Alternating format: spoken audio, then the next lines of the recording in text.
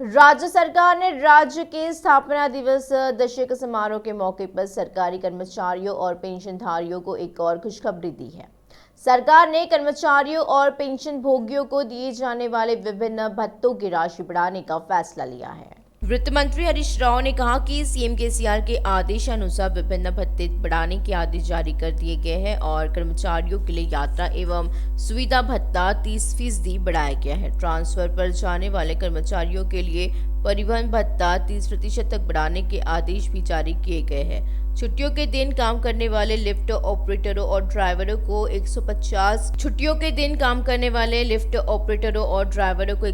रुपए अतिरिक्त भुगतान किया जाएगा। अनुसूचित क्षेत्रों में काम करने वाले कर्मचारियों के लिए एक विशेष क्षतिपूर्ति भत्ते में 30% की वृद्धि करी गई और वित्त विभाग के आदेशानुसार दिव्यांग कर्मचारियों को दिया जाने वाला सुविधा भत्ता 2000 से बढ़ाकर 3000 कर दिया गया है और सरकार ने कर्मचारियों को घर, कार और मोटरसाइकिल खरीदने के लिए दी जाने वाली अग्रिम राशि की सीमा भी बढ़ा दी है।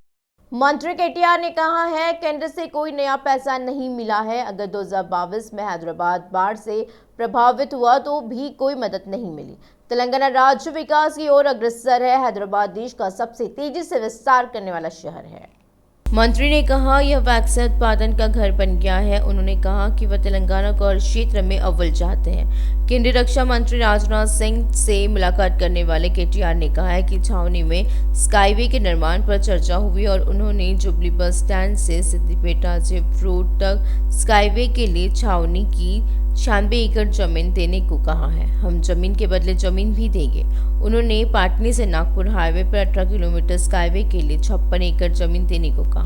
ओपल स्काईवॉक जल्द ही शुरू किया जाएगा। केंद्र से पठान चेरुवू से हयातनगर तक मेट्रो के निर्माण में सहयोग करने को कहा है।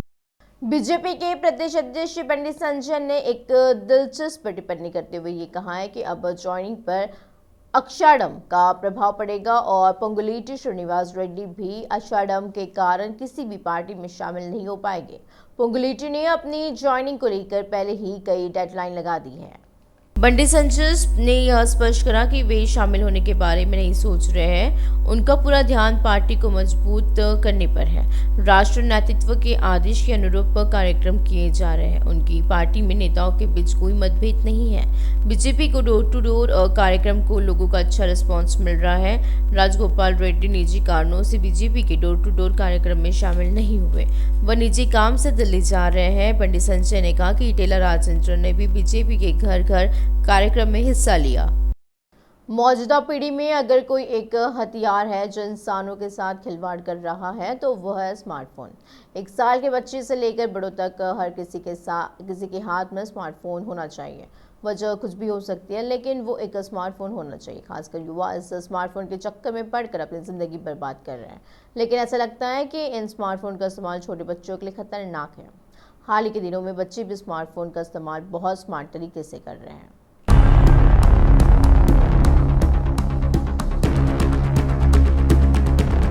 आज के समाज में स्मार्टफोन का इस्तेमाल काफी बढ़ गया है। स्मार्टफोन हमारी जिंदगी का हिस्सा बन गए हैं। सुबह उठने से लेकर सोने तक ऐसा कोई नहीं है जिसके हाथ में मोबाइल फोन ना हो। इससे कोई फर्क नहीं पड़ता हम कौन सी जानकारी जानना चाहते हैं, हम जो कुछ भी करना चाहते हैं, अगर हमारे हाथ में फोन नहीं है तो यह सारी परेशानी नहीं है जिसका हमें सामना करना पड़ता है। लेकिन कई लोग बिना जाने समझे ही स्मार्टफोन के आदी हो जाते रहते हैं।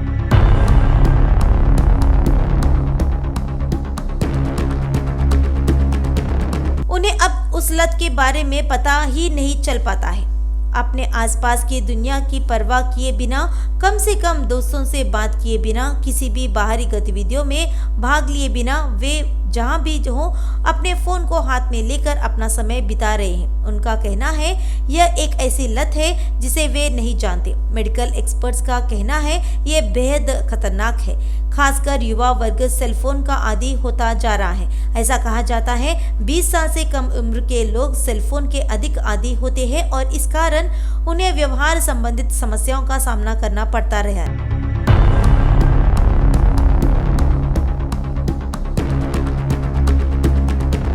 Online game, social media sites, लगातार चैटिंग आदि करके वे ऐसी स्थिति में पहुंच गए हैं जहां वे सेलफोन के बिना जीवित नहीं रह सकते। वे अपने सेलफोन पर रात बिता रहे हैं। जब आप सुबह उठते हैं तो अपना स्मार्टफोन पकड़ लेते हैं। जिन लोगों को सेलफोन की लत होती है, अगर उन्हें कुछ देर तक अपना सेलफोन नहीं दिखता है तो वे चिंतित हो जाते हैं। भले ही कुछ समय के लिए सेलफोन सिग्नल ना हो, वे आत्मग्लानि महसूस करते हैं जैसे उन्होंने कुछ खो दिया। मोबाइल पर ज्यादा देर तक नजर रखने वालों में आत्मनियंत्रण खो जाता है।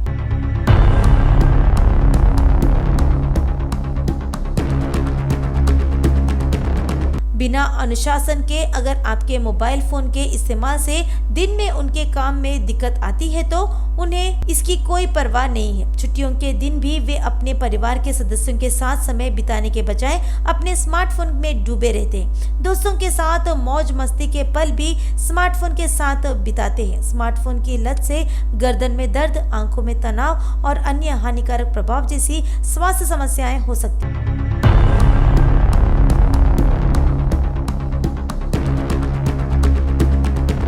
सेलफोन से ध्यान भटकाने के कारण आप समय का ध्यान नहीं रख पाते। स्मार्टफोन की अत्यधिक लत आपको आपका काम भी ठीक से नहीं करने देती। स्मार्टफोन की अत्यधिक लत आपकी नींद हराम कर सकती है। अगर आपके पास स्मार्टफोन नहीं है तो आप मर जाएंगे। इससे कोई फर्क नहीं पड़ता आप स्मार्टफोन का उपयोग कम करने की कितनी कोशिश करते हैं, आप ऐसा करने में बहुत कमजोर होंगे। अगर इनमें से कोई भी लक्षण आप में है तो समझ लें कि आप स्मार्टफोन के आदी हैं।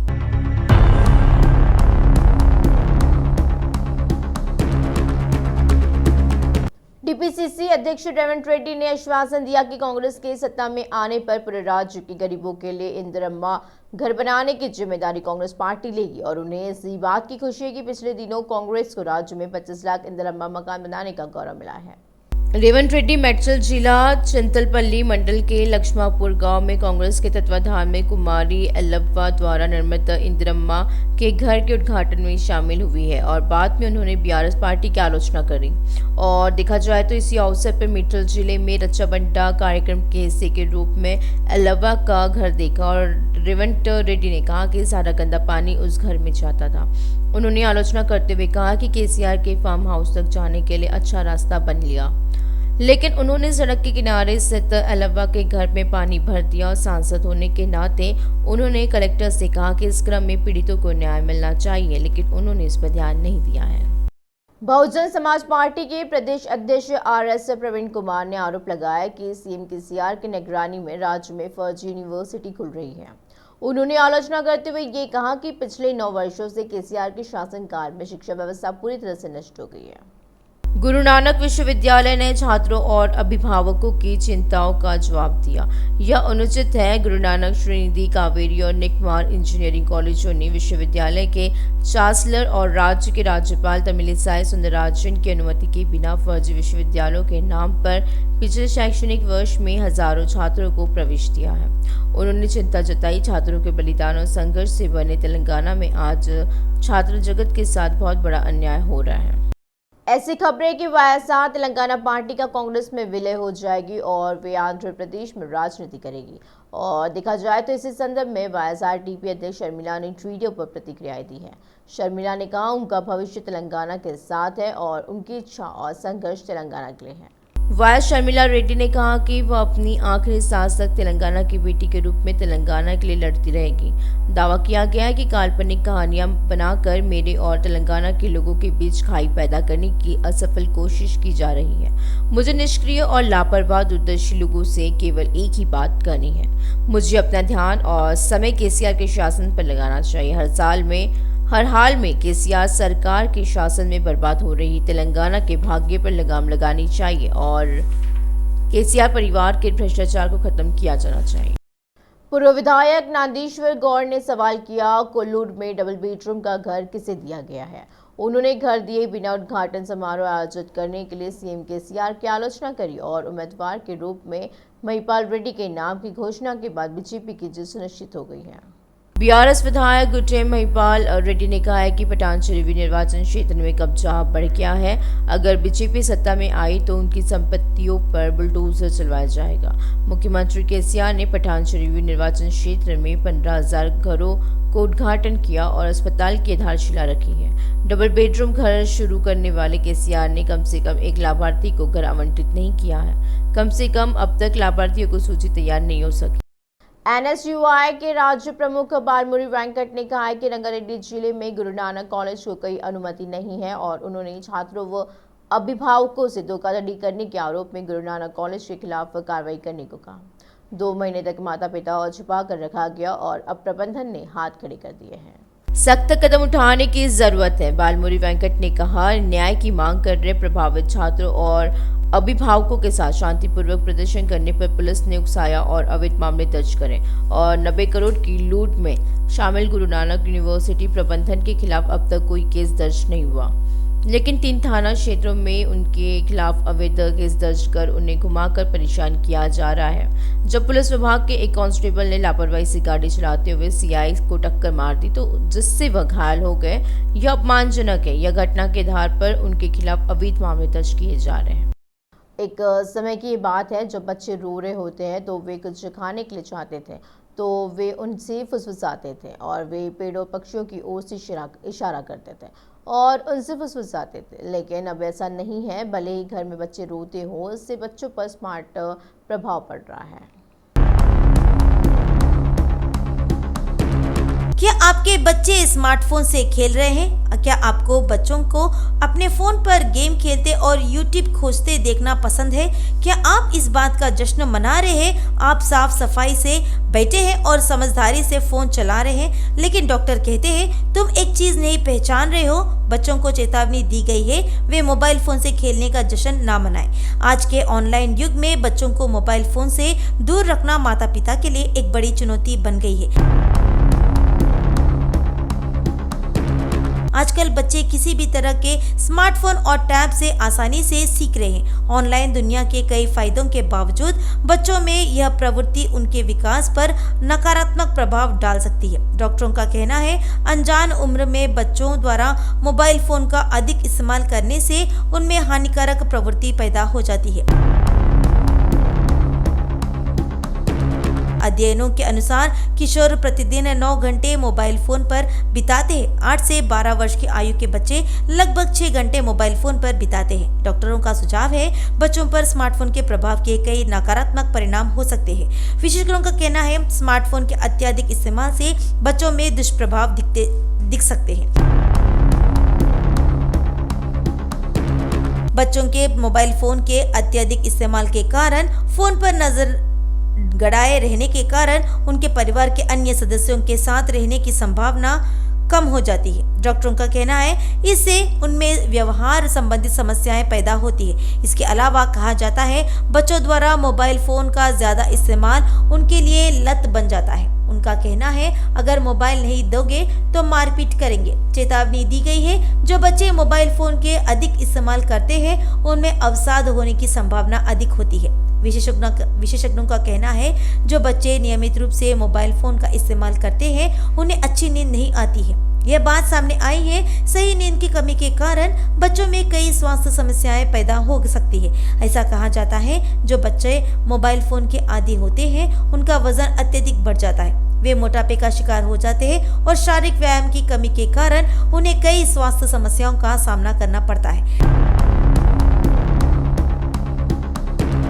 ऐसा कहा जाता है, जो बच्चे मोबाइल फोन के आदी होते हैं वो सामाजिक विकास में पिछड़ जाते हैं। उनका ध्यान केंद्रित करने की क्षमता कम हो जाती है और सुनने में समस्या हो जाती है। ये चेतावनी दी गई है, बच्चों को तंत्रिक तंत्र की समस्याओं से पीड़ित होने की संभावना है। विशेषज्ञों का कहना है, मोबाइल फोन के अधिक इस्तेमाल से बच्चों को भूख कम लगती है। कहते हैं, गुस्सा ज्यादा आएगा। चिकित्सा विशेषज्ञों ने चेतावनी दी है, मोबाइल फोन की लत बच्चों की जान भी ले सकती है। इसलिए सलाह दी जाती है कि बच्चों को जितना हो सके मोबाइल फोन से दूर रखें। बीजेपी के प्रदेश प्रवक्ता संगप्पा ने कहा है कि केसीआर लोगों को धोखा देना अच्छे से जानती है और इसलिए केसीआर ने कल की सभा में भ्रामक बातें कही और केसीआर ने पंडित संजय की यात्रा के बाद ही संगमेश्वर परियोजना की आधारशिला रखी है। बीआरएस को संगारेड्डी जिले में एक भी सीट नहीं मिलेगी। सीएम केसीआर भी की उस बयान से नाराज है जहां पर उन्होंने सभा के दौरान झूठ बोला है। सगप्पा ने आलोचना करते हुए कहा, एक बार फिर साबित हो गया है सीएम चिकनी चुपड़ी की बातें कर रहे हैं। उन्होंने कहा, पंडित संजय पदयात्रा के हिस्से के रूप में संगमेश्वर बसवेश्वर लिफ्ट परियोजना क्यों शुरू नहीं करी गई और इस सवाल के लिए नारायणखेड़ में आधारशिला रखी गई है। एआईसीसी सचिव संपत कुमार ने कहा कि केसीआर ने दशाब्दी उत्सव के नाम पर सरकारी पैसे से प्रचार किया है। उन्होंने कहा वह केसीआर की विफलताओं को लोगों तक ले जाने में सक्षम है और यह इस बात का प्रमाण है प्रदेश में कांग्रेस मजबूत हुई है। केसीआर में शहीद स्तूप का उद्घाटन करने की नैतिकता नहीं है। संपत कुमार ने कहा कि केसीआर ने 9 साल तक अमीर वीरों के परिवार पर ध्यान नहीं दिया है। केसीआर सरकार राज्य में शहीदों के परिवारों की पहचान नहीं कर पाने की स्थिति में। सरकारी सचेतक एमएलसी पांडी कौशिक रेड्डी ने कहा कि टेलर राजेंद्र को आगामी चुनाव में जमानत भी नहीं मिलेगी। वे कब तक सहानुभूति की राजनीति चाहते हैं। कौशिक रेड्डी इस बात से नाराज है जहां 2-3 यूट्यूब चैनल के दलाल सीएम केसीआर और मंत्री हरीश राव के खिलाफ गलत प्रचार कर रहे हैं। पांडी कौशिक रेड्डी ने कहा, राजेंद्र बीसे लॉर्ड की तरह काम कर रहे हैं। वे मुदिराज के खिलाफ अभियान चला रहे हैं। वह हुजराबाद में हो रहे विकास को आंकड़ों के साथ समझाएंगे और बिहार सरकार निर्वाचन क्षेत्र के विकास के बारे में बताएंगे। दिन प्रतिदिन बढ़ती जा रही कैंसर की महामारी से अपने प्रशंसकों और फिल्म कर्मियों को बचाने के लिए टॉप हीरो चिरंजीवी ने एक कदम आगे बढ़ाया है। चिरंजीवी ने घोषणा करी कि स्टार कैंसर सेंटर के सहयोग से चिरंजीवी चैरिटेबल ट्रस्ट के तत्वाधान में मुफ्त कैंसर की जांच की जाएगी। इसी मौके पर कहा गया है कि अगर 80% कैंसर का पता जल्दी चल जाए तो इलाज आसान हो जाता है। चिरंजीवी ने कहा, 9 जुलाई को हैदराबाद, 16 जुलाई को विजांग और 23 जुलाई को करीमनगर में प्रतिदिन 1000 लोगों की दर से विभिन्न कैंसर से संबंधित परीक्षण किए जाएंगे। चिरंजीवी ने कहा, प्रशंसकों और फिल्म कर्मियों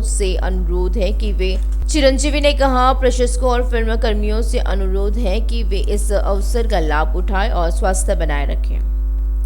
न केवल मुफ्त चिकित्सा जांच की जाएगी बल्कि इलाज का कुछ हद तक खर्च भी वहन किया जाएगा। हालांकि अभी रकम के बारे में नहीं कहा जा सकता, वह डॉक्टर से फिर कभी बात करेंगे। उन्होंने कहा, फिल्म कर्मियों को एक विशेष पहचान पत्र दिया जाएगा जिसके जरिए वे भविष्य में इलाज करा सकेंगे। बिरला संगम के महासचिव एरपुल्ला भास्कर की मांग है, उन्हें देवी माता मंदिरों में पुजारी के रूप में लौटने का मौका दिया जाना चाहिए। उन्होंने रूबरू के दौरान कहा है कि प्रकृति की देवी माता की पूजा का अधिकार आदिकाल से ही उनकी बिंदला जाति को है। मंदिर का विकास करने के बाद वे ब्राह्मणों को पुजारी नियुक्त कर उनके साथ अन्याय कर रहे हैं। मुंबई में ड्रग्स खरीदकर शहर में लाकर टोली चौकी में बेचने वाले एक शख्स को पुलिस ने गिरफ्तार किया है। टोली चौक का मोहम्मद इरफान प्राइवेट नौकरी करता है और नशीली दवाएं बेचता है और उसी के पास से 8.56 ग्राम हेरोइन जब्त करी गई। इरफान ने बताया कि उसने ये मुंबई के ग्यास से खरीदी थी। पुलिस ने इरफान और ग्यास के खिलाफ मादक पदार्थ का धारा के तहत मामला दर्ज कर लिया है और जांच कर रही है। ग्यास फरार है। इरफान को पुलिस ने गिरफ्तार कर रिमांड पर कर लिया है। मुख्यमंत्री के चंद्रशेखर राव ने हाल ही में रंगारेड्डी जिले के शंकरपल्ली मंडल के कोंडाकल में भारत की सबसे बड़ी निजी कोच फैक्ट्री मेधा रेल कोच फैक्ट्री का उद्घाटन किया। राज्य सरकार की ओर से उन्होंने मेधा सर्वे समूह को तेलंगाना में इसी के विस्तार के लिए पूर्ण समर्थन का आश्वासन दिया और विश्वास जताया कि यह स्थानीय युवाओं के लिए बड़े पैमाने पर रोजगार के अवसर पैदा करेगी।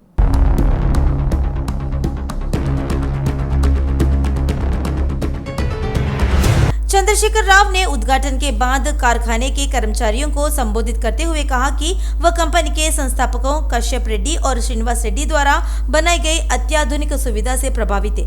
उन्होंने इसे गर्व का क्षण बताया क्योंकि तेलंगाना के दोनों बेटों ने पूरी दुनिया को रेल कोचों की आपूर्ति करने के लिए इतनी बड़ी विनिर्माण सुविधा स्थापित की है।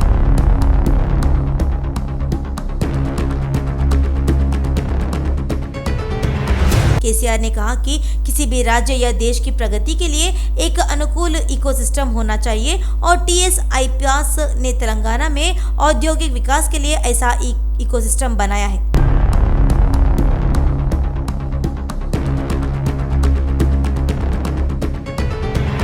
रेल कोच फैक्ट्री की स्थापना के कारण आसपास के क्षेत्रों में कई सहायक उद्योगी भी आ रहे हैं और स्थानीय लोगों के लिए अधिक रोजगार पैदा हो रहे हैं। एक संयुक्त उद्यम में तेलंगाना स्थित मेधा सर्वो ग्रुप और स्टैडलर रेल ने 1000 करोड़ रुपए के निवेश के साथ कोंडाकल में रेलवे कोच निर्माण की स्थापना की। मंत्री केटीआर रामाराव ने नेतृत्व के उद्योग विभाग हैदराबाद में भारत की सबसे बड़ी निजी कोच फैक्ट्री की स्थापना के लिए इतने बड़े पैमाने पर निवेश आकर्षित करने में सफल रहा।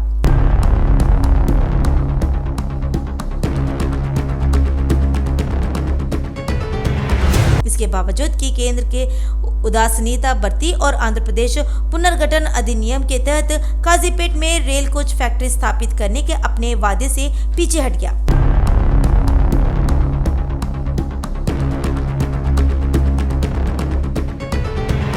कोच फैक्ट्री लगभग 25 एकड़ में स्थापित की गई है और इसे चरणबद्ध तरीके से आगे बढ़ाया जाएगा। तेलुगु राज्यों में संचालित होने वाली 2 वंदे भारत ट्रेनों के लिए घटकों के निर्माण के अलावा सुविधा ने पहले ही रेलवे को 160 कोचों की आपूर्ति की थी। मेधा सर्वो समूह 75 एकड़ में एक वैगन विनिर्माण इकाई स्थापित करने की भी योजना बना रही है।